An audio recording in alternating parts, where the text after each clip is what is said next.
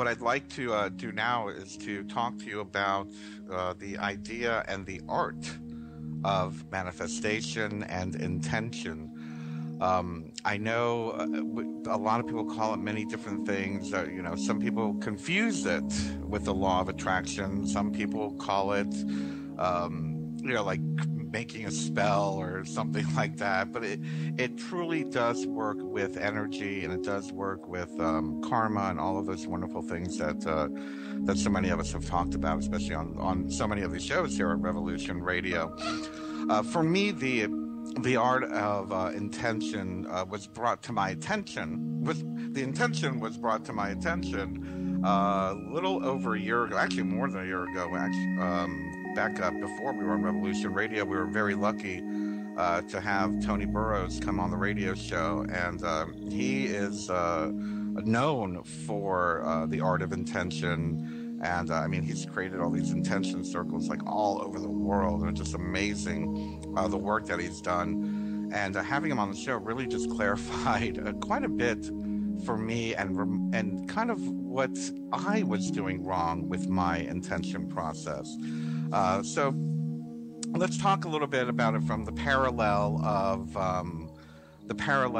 law of attraction. Now, and a lot of people have probably seen the movie The Secret. It's been, now 10 years ago, I think it came out or whatever. And, when that movie first came out, I saw a lot of things I did not like about it. There was a lot of things I loved about it, don't get me wrong. There was some great information in there. But what I didn't like about it was the focus on material wealth. And, it showed this guy like, oh, I want a mansion. And he shows you his mansion. And, oh, I want a sports car. And he gets a sports car. I'm like, this is not the way to do it. This is not how I believe this energy is supposed to be, intended, to be used. For me, there is a certain karmic respect that it's due. There is a certain global responsibility involved with anything that we create in our lives. So with that being said, let me just say that when I'm doing my intention work, I always end, I release this intention for the highest good of myself and everyone else involved, because we never know where, who or what might get involved.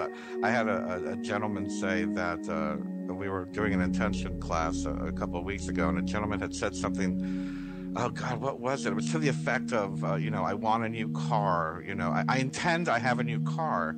And they weren't very detailed about it. And it was something to the effect of like their grandmother passed away and left them a car. And I'm like, see, you got to be careful what you say. You never know how it's going to come about. So we want to be for the highest good and the highest intention of all people. This is not like black magic or law of attraction, give me money, give me money. This is not what that's about. So I want to get that off out in the beginning here first. So what is the art of manifesting your intentions? Well, there are several steps that I take, and I'm going to share with you my methodology.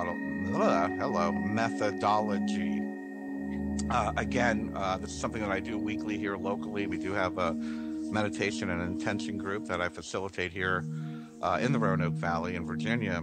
And I'm just going to share with you the method that I use. It is based off of Tony Burroughs' method. But before I get too much into the method, I want to share with you some of the intentions that I've been working on in the past, and share with you a little bit about how they've come along. One intention that, and I've spoken about this publicly quite a bit actually on Facebook, was back in February, I believe. My cat, my 13-year-old cat, ended up having a what's that called, a neoplasia. It's a form of skin cancer tumor. And I went to the vet, and I'm like, the vet's telling me, oh, chemo, and you got to take her down to North Carolina, and there's only one place that does pet chemo.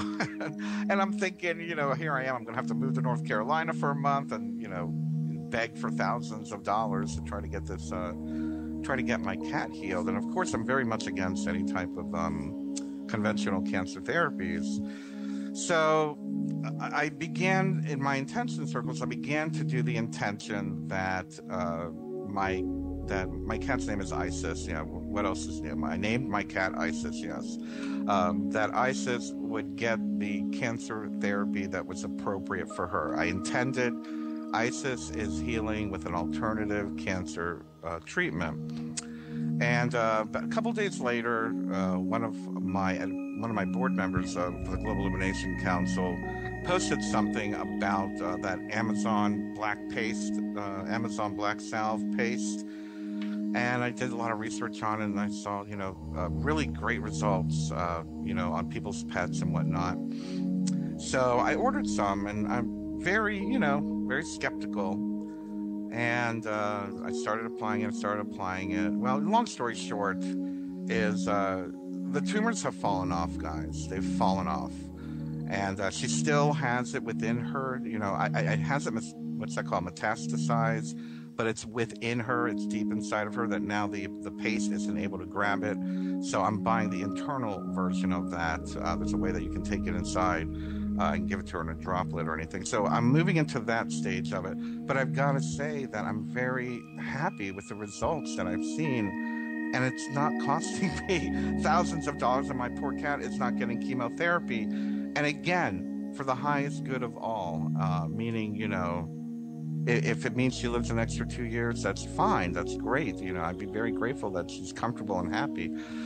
But some of the other things that, I mean, I've done, geez, I did one. This is a very funny one, and I'll just share this with you very quickly. I've always wanted a king size bed. You know, a couple of years ago, I was like, I never had a king size bed. I want a king size bed, and I had a picture that I was intending on, and it was a king size bed with this beautiful red comforter or whatever, and I wasn't even focused on the comforter, but I ended up getting somebody had offered me. They're like, oh well, and this had nothing to do with the king size bed, nothing. But I had moved to Roanoke. I had no bed when I moved here, and a woman said to me, well, I'll sell you my trundle bed for $100. I was like, really? I was like, cool, I could open that up and turn that into a king size bed. Anyway, so I ended up getting a gift certificate or something to some Bed Bath & Beyond or something. I don't remember what it was. It was for a set. Someone had given me a gift card or something. And I was like, oh, look, that's great. The gift card is worth $100, so let me get this one. It's only $100. Long story short, I found the picture that I was intending on. This was something I did years ago. And wouldn't you know it, my bed looks exactly like that picture that I was doing intention on like 3 years ago. Exactly. Same comforter, same pillows. Who would have thought? I didn't even notice that it was anything to do with that. But anyway, it's funny how this stuff really does work, and it's not going to happen overnight. And I think that's where a lot of people get aggravated.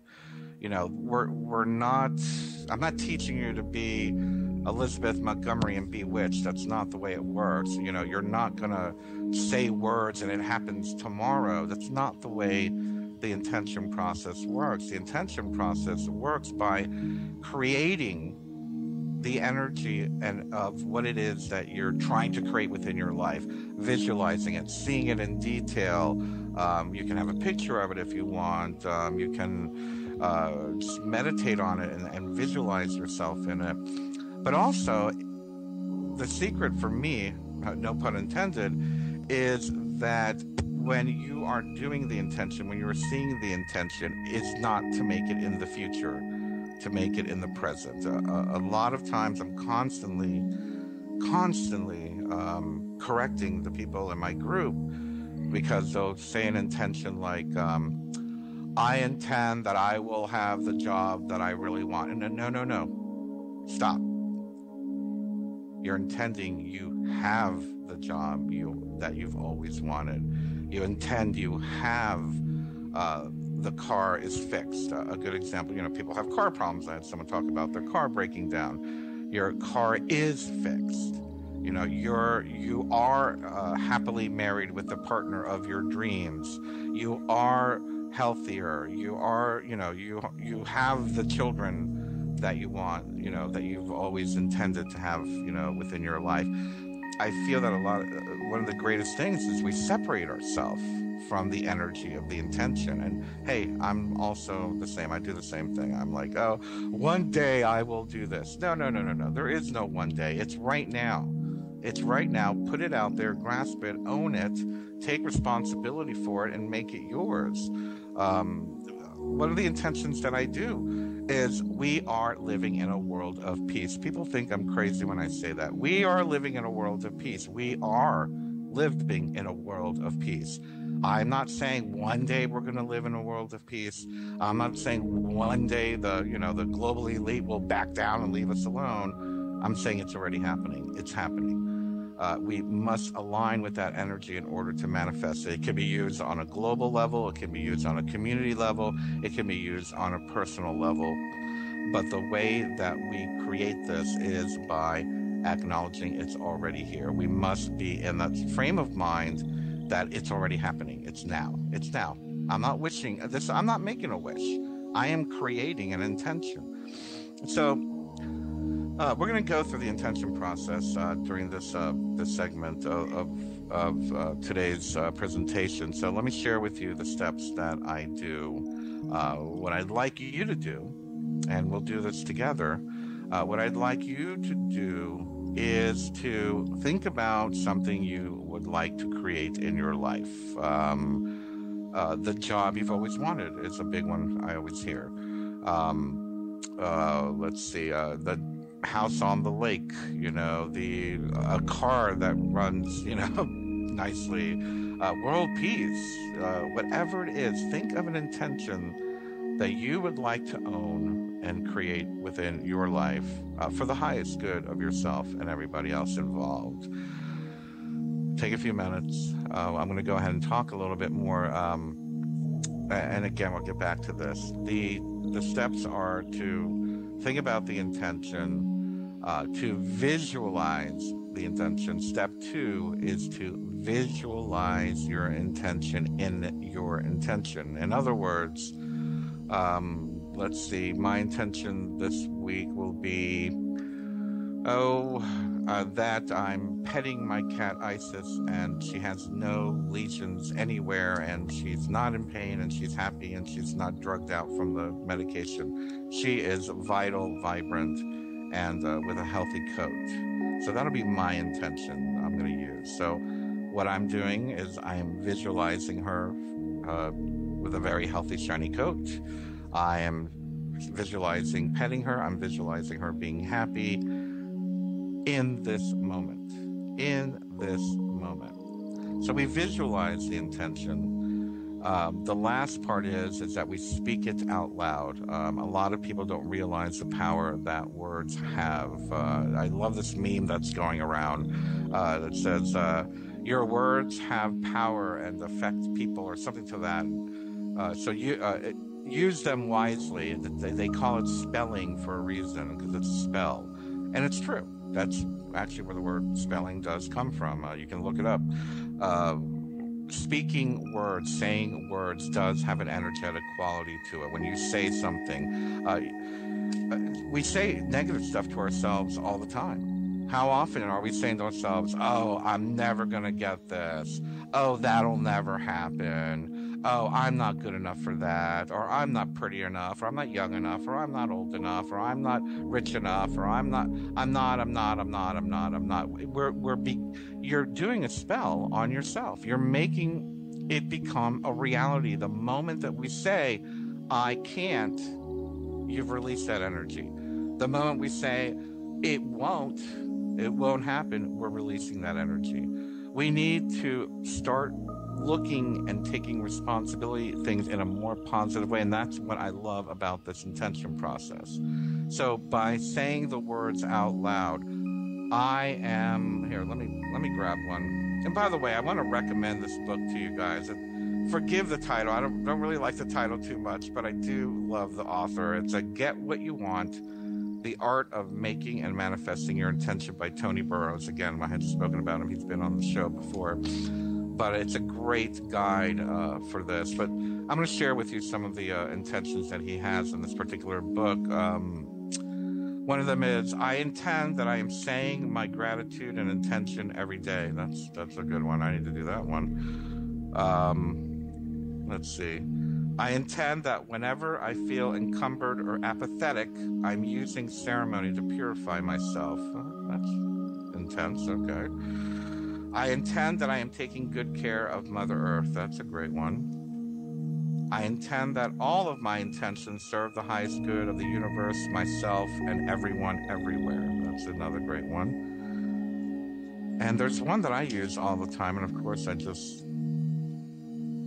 lost my page here.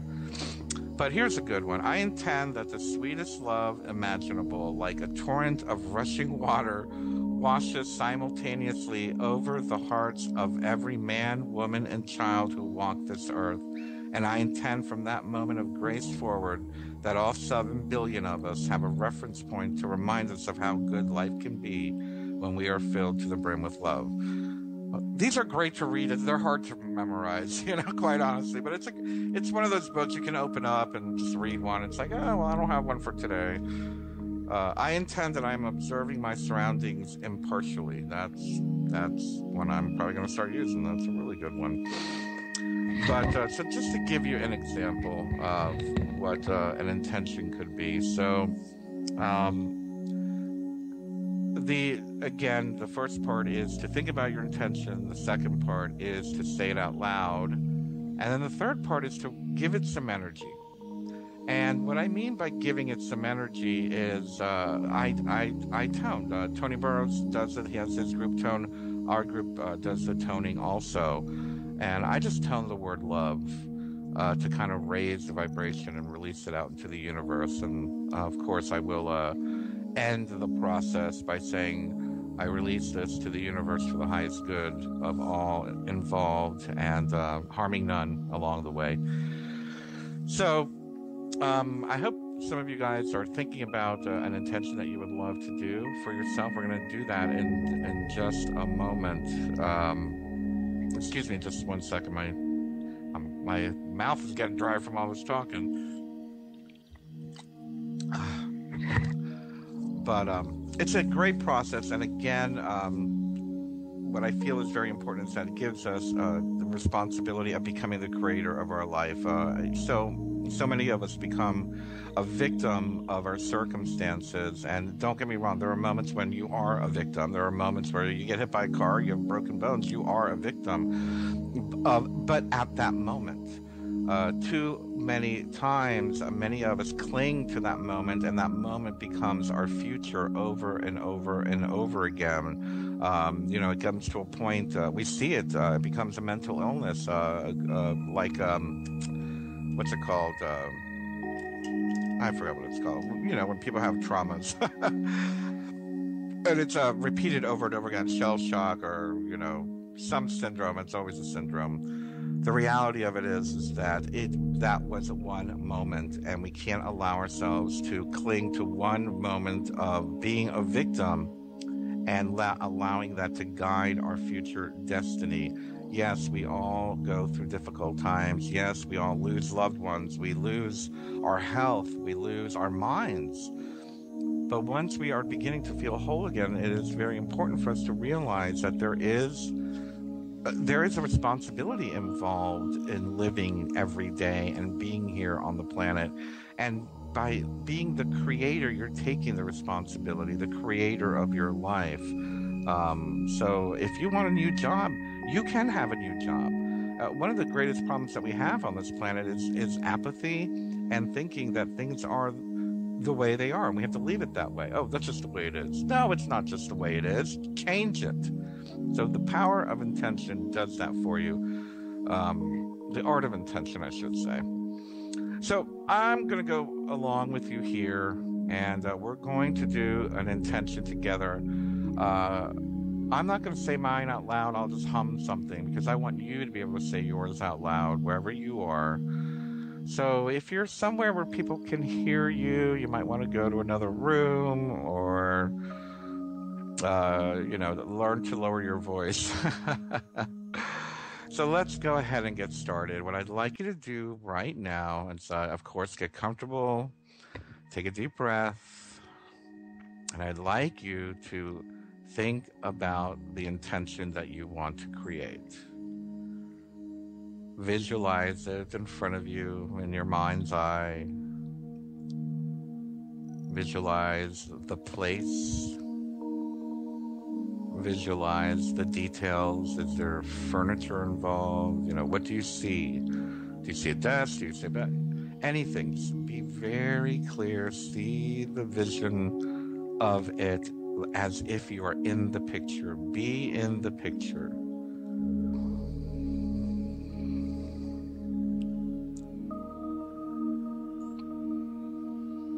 Okay.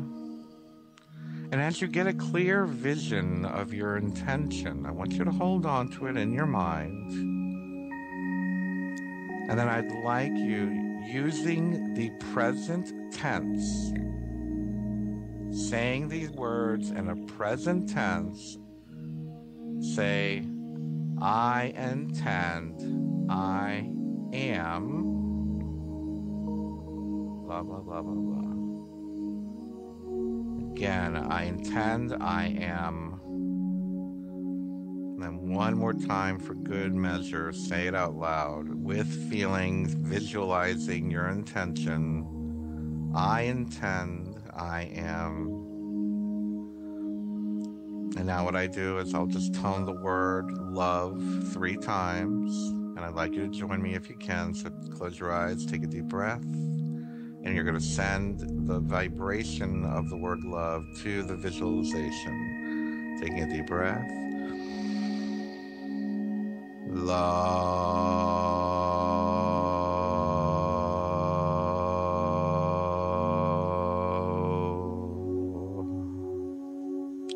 One more time to raise the vibration of your visualization. Deep breath.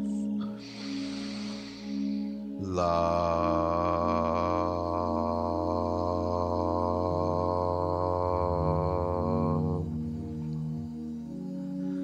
One last time, taking a deep breath.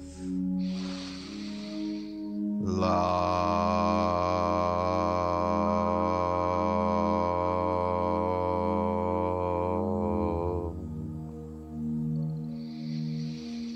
And now you release to the universe and say to yourself, either out loud or within your heart, I release this intention to the universe so it may manifest in its wholeness, harming none, for the highest good of all involved. So be it, so mote it be, namaste. And now you just done an intention. Again, let me just review the points. Think about your intention. Visualize your intention in the present sense. Say your intention in the present tense. And then vibrate or tone a word to kind of amplify the energy. Release it for the highest good of all involved, harming none, as the universe sees fit, etc., etc. And what I do, you know, and so many times I hear people always say, "Oh, you need to journal. You need to journal." Well, I don't journal anything, but I do journal my intentions. And the reason why I journal my intentions is because that way I can look back, let's say, 3 or 4 weeks, and say, "Oh, wow, that one worked, or that one worked really fast, or this one might need a little extra TLC. Let me do it again." But at least, you have on paper kind of like a scientific method of what you're saying, what you're doing, and you can always go back through them and kind of give them a little extra energy if they're not working or they need a little more love. But I believe that, again, this is taking back your power of creation by using the art of manifestation and intention can be very empowering. I believe that it's a way for us to be not so focused on what's happening to us negatively, or accepting things that are happening to us, period, because things aren't happening to us. We're allowing things to happen to us. And by allowing things to happen to us, we feel powerless. And you're not powerless. You are the one in control.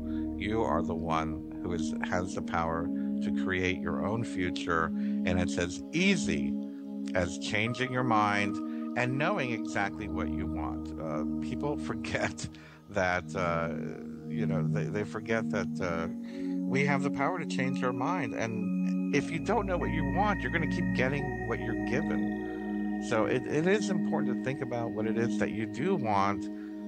I don't want to get into one of these goal setting things. I'm not one for goal setting. I think with my heart. I'm one of these people that think with my heart and what I'm drawn to at any particular moment. But I do feel that manifesting, or how shall I say, materializing your future can be done through this process, and I think it's really good for everybody.